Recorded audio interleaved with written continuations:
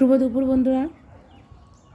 দেখো, এটা হচ্ছে আমার ছাদের ছাদ বাগানের ফুল।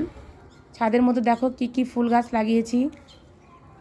তার মধ্যে এটা হচ্ছে ডালিয়া, আর এই যে এটা হলো গোলাপ, বেশ লাল গোলাপ। তারপরে দেখো আর কি কি আছে তোমাদেরকে দেখাচ্ছি। তো এটা হচ্ছে আমাদের ইনকা, দেখো কি সুন্দর ফুটেছে। তোমরা ভিডিওটা দেখো। এই যে চন্দ্রমল্লিকা, লাইক কমেন্ট সাবস্ক্রাইব করো। এ দেখো চন্দ্রমল্লিকাগুলো এখনও ফোটেনি, কালারগুলো দেখো অল্প অল্প দেখা যাচ্ছে। এগুলো ফুটলে পরের ভিডিওতে আবার শেয়ার করব। দেখো ছাদের মধ্যে কি কি ফুল গাছ লাগিয়েছি,